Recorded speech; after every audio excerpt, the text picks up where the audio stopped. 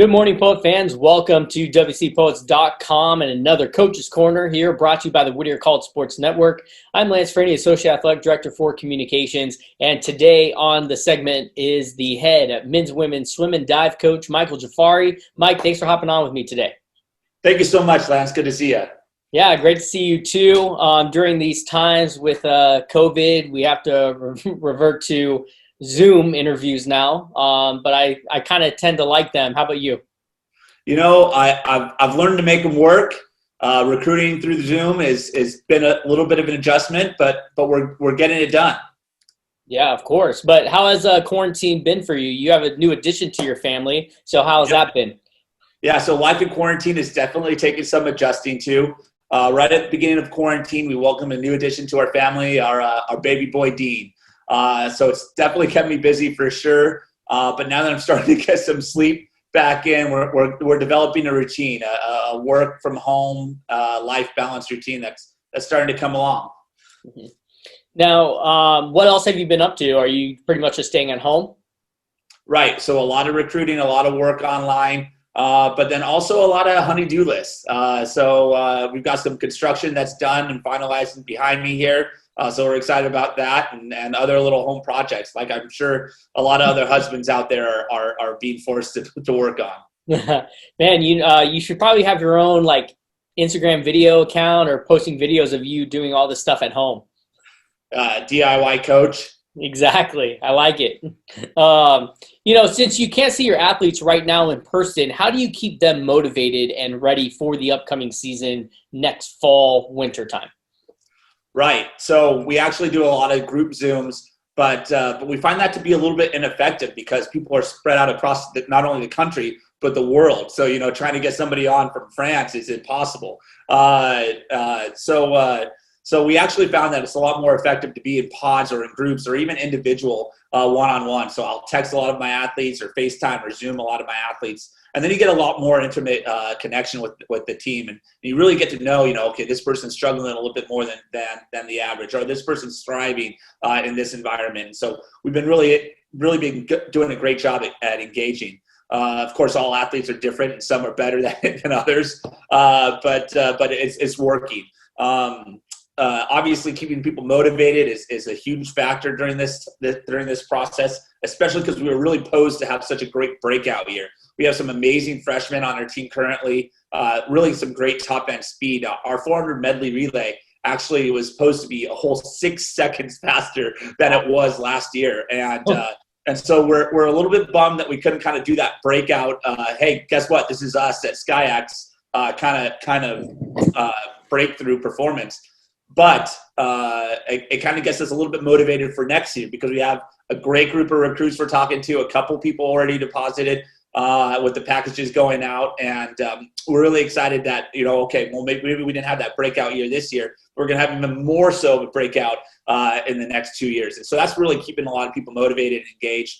And obviously we're touching base with our current athletes to get involved in that process, to get involved with that recruiting process. So a lot of our freshmen, sophomore, juniors are really working hard to also help with that recruiting process. So it's really good to help them keep engaged and stay motivated for their future team. And what have you been seeing regarding the remote instruction for these athletes? Have they been doing okay with it? And then also about their mental well-being, how have they been doing? Right, like I said, some athletes are better than others. I think swimming is a unique sport where we're an individual sport where we have a face in the water, but we're also a team sport where you really have to base a lot of that energy on your teammate when you get to the wall. And so a lot of our athletes are really good at kind of doing that balance, that good job at being focused solo, but they're missing that team component. So we made academic All-American last year. So obviously our grades are doing fantastic. We had a great team GPA. But the social aspect, that mental well-being, gets me a little concerned because we are social creatures. We are a social team. We really crushed our team culture last year, really bringing everybody together, and forcing them to separate has been a little bit tough on a lot of our athletes. Mm-hmm. And how much are you missing the pool and swimming? And then also about your swim club that you've been working with, how has that all been going? If you ask my wife, it's the reason why I've got the quarantine 15 on me. I'm on deck. I'm the fast mover. I'm walking quick. I walk about 10,000 steps of practice. And without those steps, I've definitely packed it on. And a lot of that is as new daddy weight too. So that's affected me personally. But obviously I thrive to be on deck. The recruiting is filling a good void that's been created, but it's definitely a balance, trying to find ways to be safe and smart, especially in the current climate we have here in LA County with our COVID rising. The club, on the other hand, is definitely posed to do some great things post quarantine. So we kind of set everything up, ready to go. We're doing smart, limited per lane, rotating groups around throughout the week, trying to make sure that we're being smart, number one, and safe, but then two, keep the athletes engaged and in the water. Of course. Now, I really want to talk about this. You're coming from Cal, huge Division I program where you swam at. You were also part of Olympic trials. You've been all over the place, and you've been on big committees as well. But what really drew you to Whittier College and a Division III institution, coming from this big world of swim and dive for you? Right. Well, so a large part of it is this close family feel we have. That's really generated here in aquatics at Whittier College. There's a lot of perks to being a D1 athlete, no doubt, but being a D3 athlete gives a whole other range of perks. Right, the ability to balance that workload with the school load, with also your future load, aka internships, jobs, that summer internship, that summer job that really gets you primed and ready to go for that next stage in your life. Is you can't match what Whittier College does for that. Obviously, the Whittier College aquatics family is huge. Our water polo program has had some great success. And we're matching the swim side to have also equally great success. And with this aquatics family that we're creating, we have a lot of crossover, right? So a lot of polo guys are swimming for us. A lot of those swim girls are playing polo for Coach Casa, and we've got this great dynamic, and that's kind of unparalleled at a lot of places, especially the D3 world. Mm-hmm. Now, it was just recently announced that fall and winter sports were canceled for this year, which is very unfortunate. I know a lot of the athletes were really bummed to hearing that news. But how do you stay focused and positive on recruiting at this point, knowing that you're not having a season this year, but trying to get back to new normal in the fall? Right. Who knows what a new normal is? So we got scenarios A, B, C, and we'll do 1, 2, 3 of A, or 1, 2, 3 of B, or 1, 2, 3 of C. And that's just kind of the prep work that Berkeley and me kind of going through all the different scenarios of trying to make sure that we're ready and primed and ready to go. And like I mentioned to you earlier, we've got a great freshman class. They're going to be sophomores next year, and we should have a good incoming freshman class that's just going to help bolster those sophomores. We also have the potential of a few of our seniors returning for that victory lap, with the eligibility coming back. And so that's really exciting that we kind of get that leadership kind of ingrained into our freshmen and sophomores. And like I said, that's how we're kind of staying motivated. That's how we're moving forward, is knowing that we're just going to be so much better into the next year. Of course. Now, things are going to be different, when we return to the pool and competition next year. You touched upon this briefly, but what are some areas that you think might be different when you approach practices and meets? Are you going to have smaller groups, maybe more individual one-on-ones? Do you have a strategy in place to keep your players engaged and prepped during the next competition season? Yeah, absolutely. Well, so again, back to the kind of benefits of the uniqueness of our sport. Distance swimmers and sprint freestylers aren't created equal. So we do have the unique ability to kind of train in pods if we need to. So, for example, we've got the ability to have all the distance swimmers, all the sprinters, or all the butterflyers, backstrokers, and all the breaststrokers come in different groups throughout the day. The beauty of this is, I live actually right up the hill, 1 minute from the campus, a 5-minute walk, which I'm probably going to have to start doing a lot more thanks to this guy. But we're able to kind of do different circuits, different pods, if you will, throughout the day. And alluding back to the aquatics culture that we have, it'll be really easy to work with that with Coach Casa and his polo program as well. Now, talking about some of your new players coming in, you're really excited about this new bunch that came in, the freshmen this year. They can't compete, but again, they're still going to have that extra year of eligibility, so they're still going to have 4 years to compete for you. But did you have a successful offseason with recruits, and are they going to bring in a lot of competition?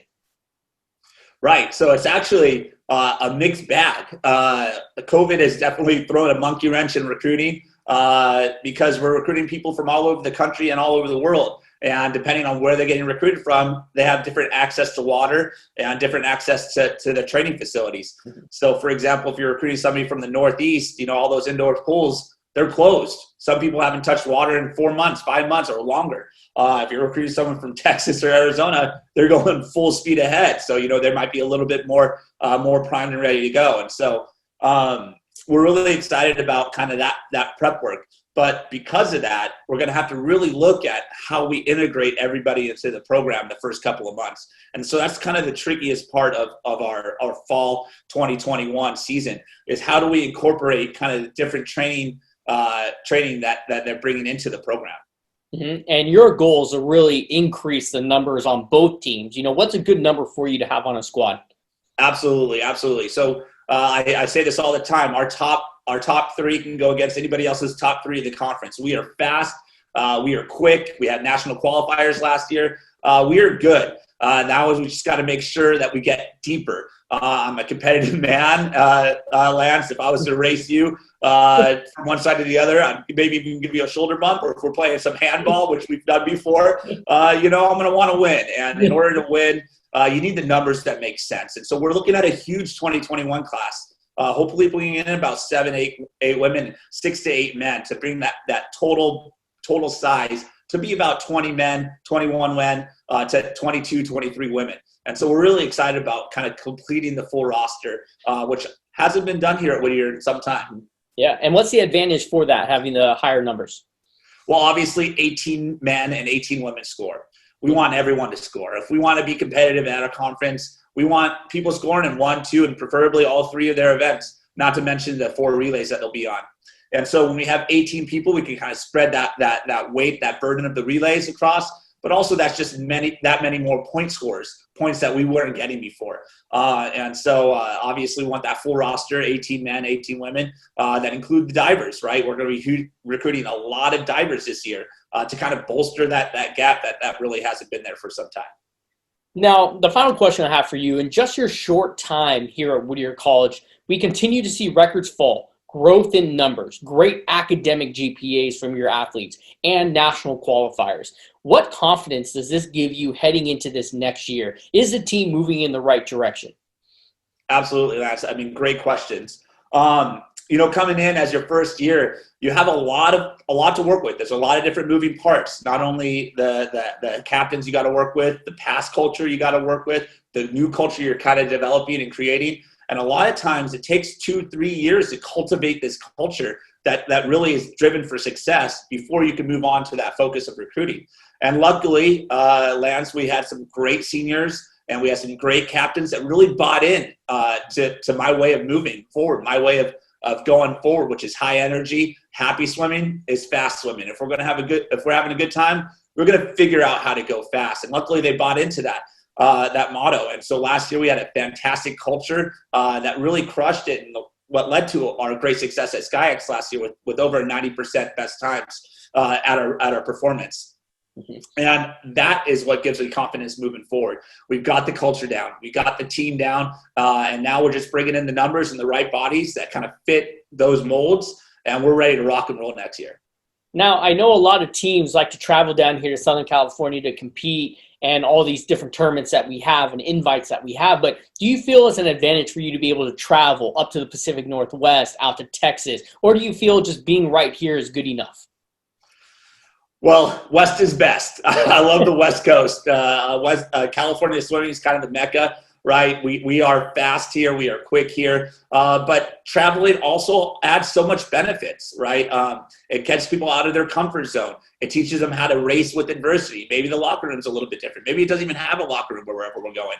And so that adversity really helps an athlete grow get better, learn how to manage all those challenges at an elite level. So when we do come back to our home, back to our conference where we're comfortable, we're ready to do anything. Whether it's bad air quality, we've been at worse. Whether it's bad locker rooms, we've been at worse. So that travel does help.